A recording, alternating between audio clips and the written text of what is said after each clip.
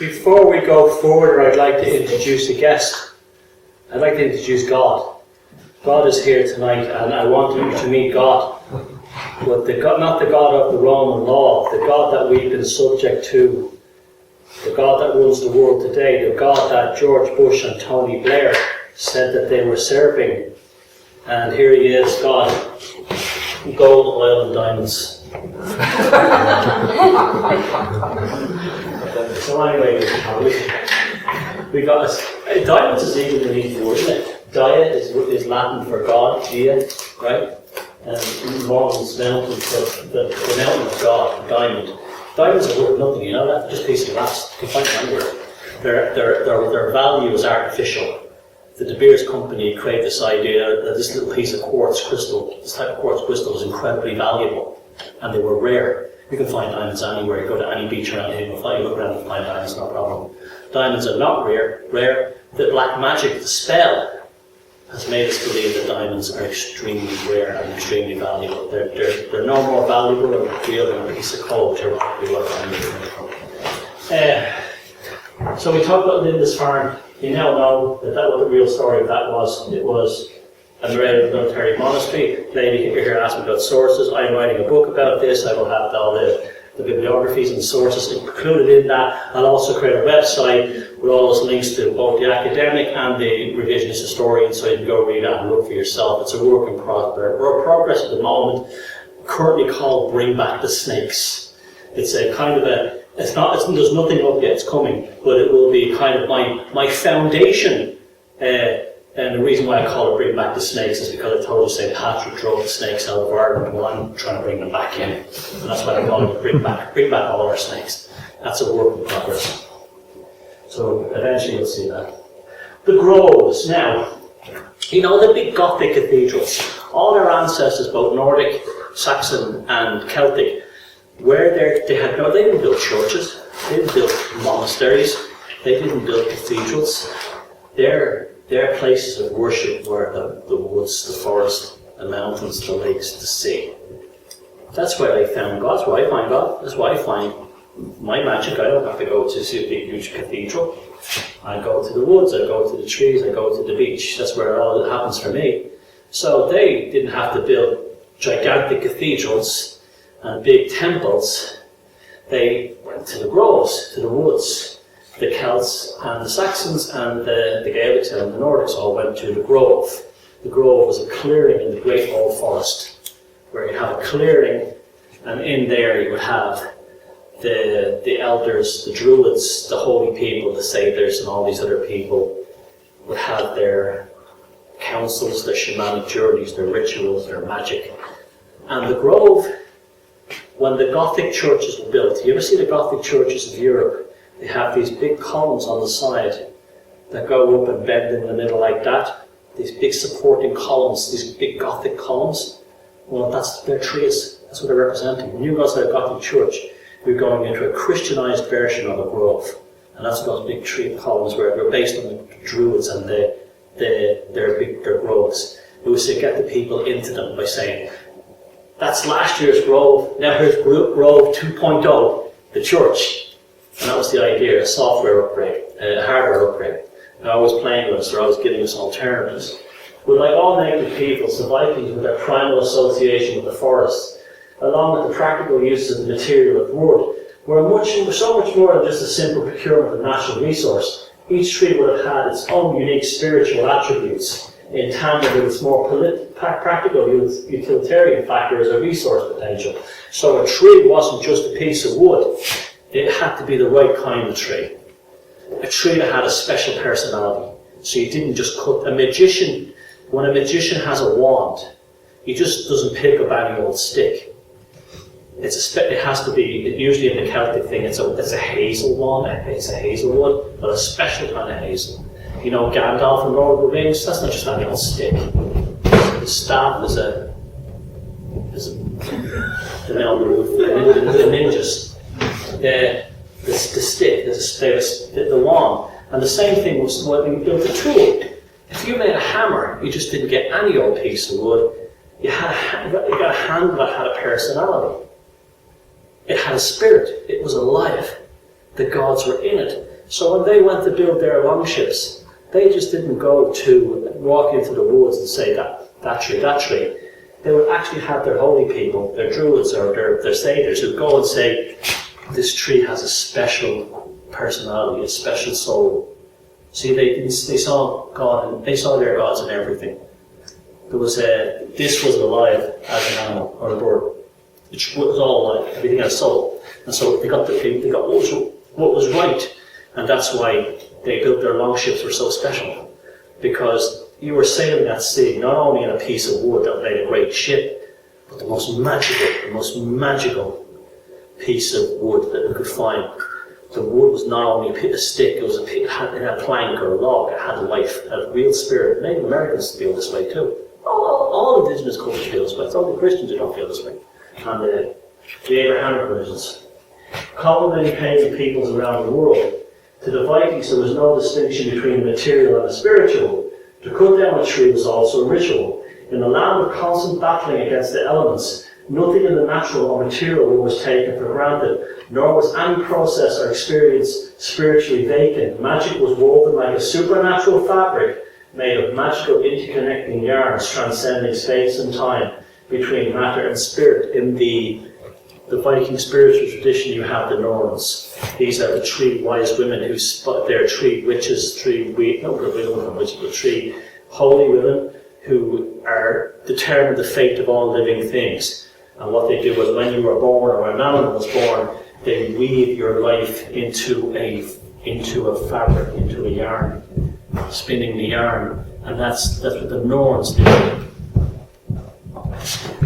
And must be working on that. So that was the idea of that.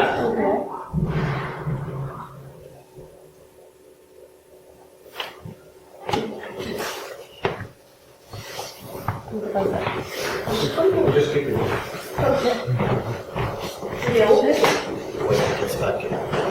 They must be working on the roof. No. Some boys who say we were talking about something is happening. Can I tell you something? Today in Greece, in Hellas, you have to get the permission to cut down a tree. Oh yeah. I said, it's. I'll give you another one. In the Saxon version, they had things called the oakmen. The Celts had them as well, but they were very powerful in the Saxon world, and they were basically shepherds of the forest, and they were like forest rangers, and they looked after the trees, and they made sure the trees were happy, and they took care of them, and they believed the trees were alive. They believed the trees were like their relatives, their family, and they were in the service of Humar, who was Thor, and they were called the oakmen. And in the book The Golden Bough, which gives you it has the history of European world mythologies, famous work. He talks about the oakmen and the punishment that they would give to anyone who illegally cut down the tree. It's not pretty. They used to, if somebody stripped the bark from an oak tree or illegally cut down a tree, they were sentenced to death. Because it was considered, if you cut down an old tree, it was the same thing as killing a person. It was considered, you took a life, you committed murder. And that's why they used to, anyone who killed a tree would not cut down a tree illegally or peeled the bark off as charged with murder or violation, because the tree was considered their relatives, their family, in a tree form. So we had that too in Europe, and we all heard, the Amazon, the people of the Amazon, they have these beautiful traditions where they're connected to their forest, and they're so much better than us Europeans. We don't have this. But we did have it. That film you showed me about what is man, and I said I should read about a psychopath. Same thing, they're always telling us that we're all bad, but it's only some of them, they're the ones at the top are bad. We're not all bad. With Thor and the Oakmen, that was a kind of a concept that they served Thor to protect the trees. And so that's why trees were sacred. And that's why you would never clear a forest. And that's also why Europeans and Americans are kind of upset about the Amazon when they hear about it. They hear about the Amazon being chopped down and pissed off. They're Monsanto and McDonald's chopping down the Amazon, and Louisiana Pacific chopping down the Amazon. Well, the real reason that we're upset about that is because our genetic memory is reminding us of a time when the Christians, especially in Ireland, cleared the woods down to make sure they got the last of all the natives. Because Ireland was once like the land of trees, and all the trees were chopped down, and all the bears and wolves died off, had nowhere to live, and the natives had nowhere to live. And they did two things with the trees in Ireland. They built the British Navy, the Royal Navy ships, to go and conquer India and other polytheistic people, and they also later on used them for the railways, the ties, the sleepers on the tracks. Did the same in America. What did they do? The buffalo. How did they destroy the Native Americans? They cut the great buffalo herd in two by building railways across America, because the buffalo would not cross the train tracks. And what was holding them down? The logs from the forest, the great forest of the east and the west of America. They had nowhere to hide. So that's why it wasn't just a resource. So when they built the ship, that was one thing they showed in that TV show, the Vikings, when they were going to build the long ship. The guy, Floki, the crazy guy, he takes him up into the Ragnar, up into the woods, and he goes to the tree, and he goes, oh, this tree has, he's hugging the tree, a tree hugger, and he's going, this tree has something, that's the one we need. He's listening to it. That was it. And when the tree was cut down, a ritual was held at the tree. It wasn't just like cut down, send it to the sawmill, and build something. A ritual. So if you're ever building your own houses or your own furniture, be like an artist, cherish the material, and it'll work back with you. I took this picture in 2008 in Dublin. This is the National Museum forecourt in Dublin, of a ship called, a Viking longship called the Sea Stallion. This one was actually, the original was a replica. The original was built in Dublin about 900 AD by Danish Vikings. And this replica was built in 2007 at the Roskilde Viking shipyard in Denmark. And I took these photographs, I got on top of it, I had it up around, and this thing is like a sports car when you're in it. You can't believe the engineering. You look at this thing. You could not get a hair between the planks. You could not. The engineering is stunning, and even for its time, and everything is measured to literally to the millimeter, and it's you're just shocked by how, and it's so clever. It has no hole on the bottom, so that way you can go across the sea, and if there's a river, right up the river for as long as the river can get you there. You only need a few inches of water. Now, when they were at sea, they carried ballast, which was big stones. There was no lower deck. It was all open deck. When the rain happened, they put the sail down and they made a tent. Clever, So that was how you covered yourself up. When the wind didn't blow, so it was always moving. Very aerodynamic, flew along real fast, would get you up a river. So when you get to a country and you go up the river, you throw all the stones out, the ballast out. So then go with very shallow water in the river, no problem. You're not going to build storms in the river. You can attack the monks or do trade up the river. The most amazing thing of all is they used to pick this thing up and carry it when the river stopped. The Vikings, as amazing as it sounded, the guys that were on that boat would take it with them across land, carry it across land, and then flip it upside down as a house. And so when they came down the Russian river systems on their way to Baghdad, of all places, Constantinople, there's parts where the Volga and the Dnieper, they don't connect. They built canals ever since, like the Russians built canals, but before these canals were built, there'd be a gap of like 20, 30 kilometers between the two rivers. Well, okay guys, the river's 30 kilometers away, you know what to do. Pick the thing up, flip it over and walk with it. And you think about it, it's a great, not only does it provide you with a house when it's upside down from the elements, but if you're stuck for a while, you can flip it on one side, you've got a battlement. So you get attacked, you've got defences, it's a castle. And if it's too heavy to pull, you can pull it across land. They used to use animal grease, like whale oil, to just lubricate the ground. And they were they'd be clever about it. They'd say, we pull up this bit of hill a bit, then we'll grease the hill up and push it down. You know, they were very practical. And they would have had fun with this. I mean, they would have had songs that they sung when they were doing this. You have to remember, they're just like us. And they would be having a laugh and having a bit of fun. And if one guy slipped, the other guy, they'll laugh, and that kind of thing. They were human beings just like us, you know. And the guys would be having a lot of fun, and they would, you know, have this kind of thing as well as hard work. They'd have their downtime. And then they would get back to saying the Volga, put the sail back in, throw the rigging back up, put the oars back in, let's go to Constantinople. Here we go, Black Sea. Hey, what a great time. No bother, didn't bother them at all. And so this thing was built in Roskilde. The original was built in Ireland. It was built in this place down here called Glendalough, just south of Dublin. Interesting. It's now one site with a big monastery. They could attack that, right? Great stuff.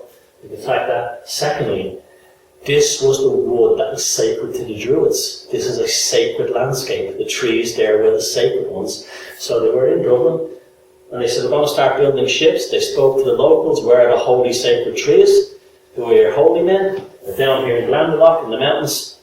Just got down, got their best wood, bought their best trees, spoke with the local holy men, did their own rituals, and built ships that were just as good as the ones back home, because they went for the right wood. And that's a big monastic institute as well. St. Kevin was down there, and again, this was the most beautiful place you could ever imagine. It's just a stunningly beautiful place. It's a lake and a mountain surrounded with a 6th century monastery tower, the watchtower, you know, that kind of thing. And they got the wood from there, so not any old wood will do. And that's when I was standing in this thing. I would walk the whole length and back. And it held about 70 people. And the goods were, also as they got goods, they removed the stone. So the goods became the new ballast, you understand? So they never wasted anything. They never wasted a thing. And that's just amazing. When you stand in these things, you say, this thing is over 1,000 years old. Get out of here. It's like a sports car. It's the way it's designed. And the Christians had nothing like this. They literally had, you know, the Vikings had a Ferrari, and the Christians were chasing them in a Nissan Micro or a Lada. You know, literally that's what that was against. And imagine the confidence you would have. Yeah, come on, do your worst. God will obey our law. Come back. Okay, now their view of the world was different than ours. But again, this whole area. Look at this now. This whole area here, from the west coast of Norway, we're down here somewhere, aren't we? Down this area. All this area here, between Shetland and Orkney, around by the Hebrides in Scotland, down through the Western Isles, around Northern Ireland, by the Isle of Man, the Irish Sea, the Dublin, that was the Silicon Valley of its day. There was more trade and more business and more ships and more opportunity operating in this sea lane than in the entire Mediterranean. This was an economic powerhouse. That was where opportunity and all the money in the world was at that time. This is where, if you wanted to be a young guy and you wanted to get in there on the big business, get yourself a long ship and start doing this, start trading on these routes here. And eventually they got into other parts of Ireland. They did all this coast here. They controlled the cities here, and then they built Limerick. And then this is the River Shannon here, and they went up the Shannon and they hit when they started hitting the monasteries on the coast, the monasteries started going inland. No good. They came up the rivers on the long ships, and they still got them. And Clonmacnoise, which was the primary monastery in all these islands in the centre of Ireland here, the River Shannon, yeah, the Vikings got it. We got it. And the Isle of Man to this day is still a very Norse kind of place. They still have a Viking style government there, a council. running the island. And so this was it. This sea lane here was the super highway. To a lesser extent, the ones from southern Norway to the east coast of England, this was the initial raids of Denmark. But this was it. This was the big one.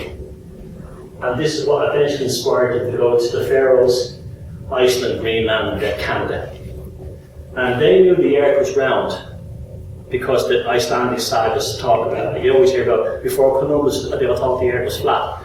Well, they knew how far they were from, when they were navigating past the Faroe Islands to the north, they could tell their longitude by how far the mountain was down below the horizon, because they knew that was behind the curvature of the earth. So they were X amount of distance, so we're on the right course. If the mountain was too low, we have to get closer to the island, so the mountain, now we're the right distance. And that's how they did longitude.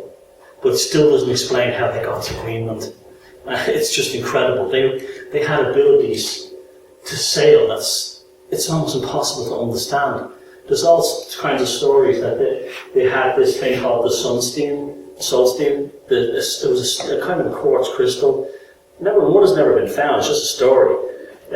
Maybe it did exist. You held it up to a cloudy day, you could see the sun, so you knew where the sun was in the sky, and you could determine latitude, north-south. And so it'd be like seeing the stars at night to navigate. And they also had a primitive compass that floated in a pot of water that showed you north-south as well. But that only gives you latitude, north-south, right?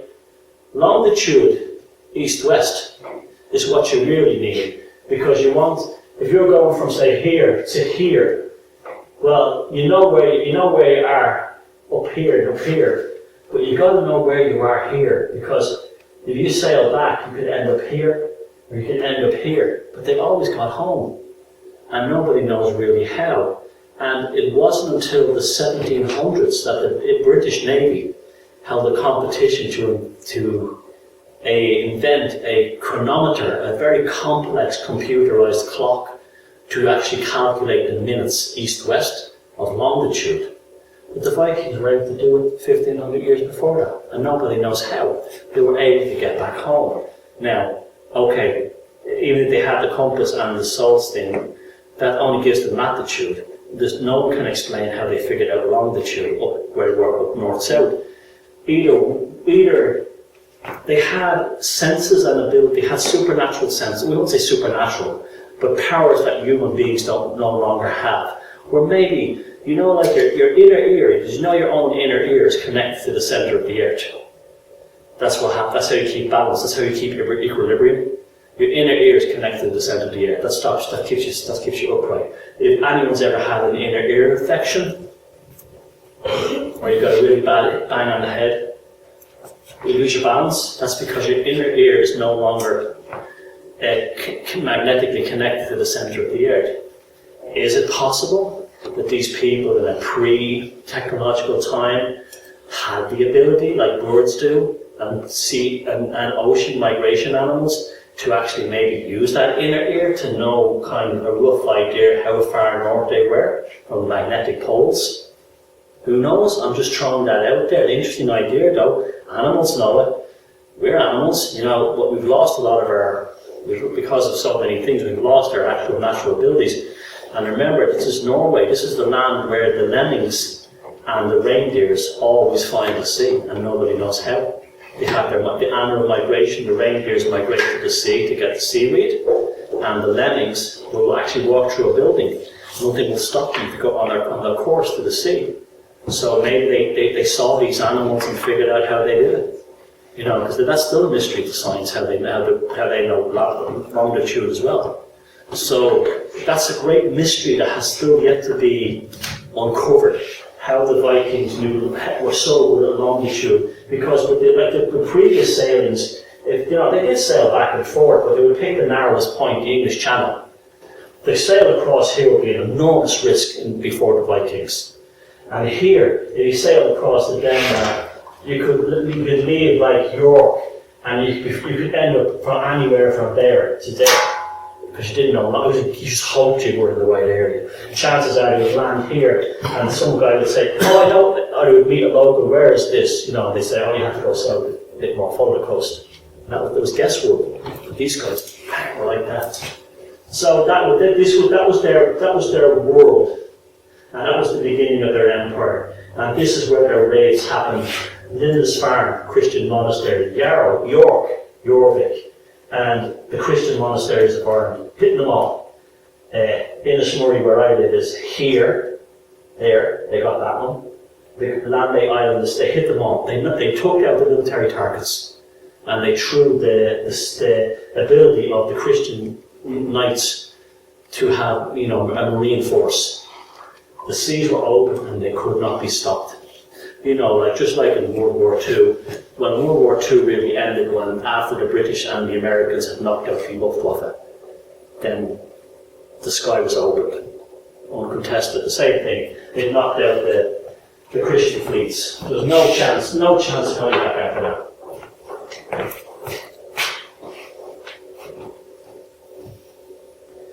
Now, so we have this idea of the Vikings and the people that were of the land couldn't defend the land because they were outnumbered by the power of Rome, so they became people of the sea and the rivers.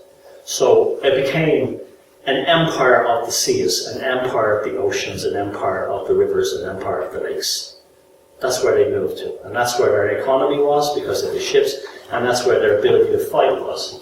And 2 recent discoveries that's come out that kind of shows why this is so important is that they were circumventing the Christian world. Here was the Roman Christian world. They were still, instead of going through it, they went around it. And eventually, what happened was the hunter became the hunted, because the idea was Charlemagne and the Romans law was going to hem the Vikings into Scandinavia, but the Vikings outwitted them. They built ships and they circled the whole of Europe. They started from Sweden, they went down the Gulf of Finland and the Gulf of Finland, down into the Russian river systems, all the way down into the Crimea, into the Black Sea, Constantinople, Turkey, around Palestine, Holy Land, across the Silk Road into Baghdad. Who needs Rome?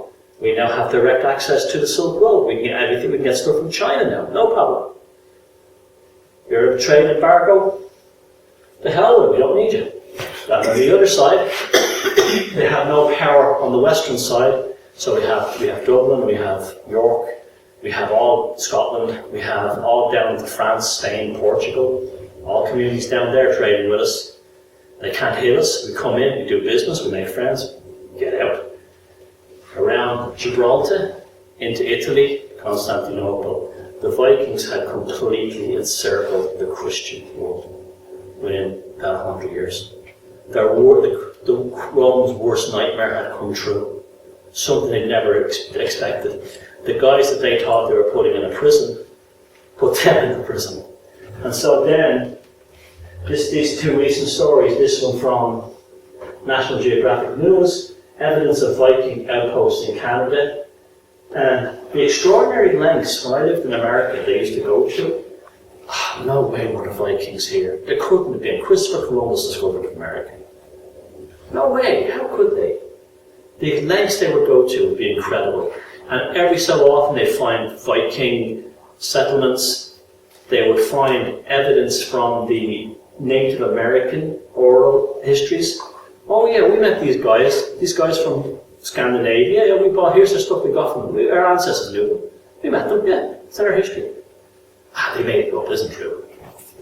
And yeah, they're still begrudgingly, if you speak to any American academic, guy with his PhD is up the taxi, I'm the greatest expert on American native history.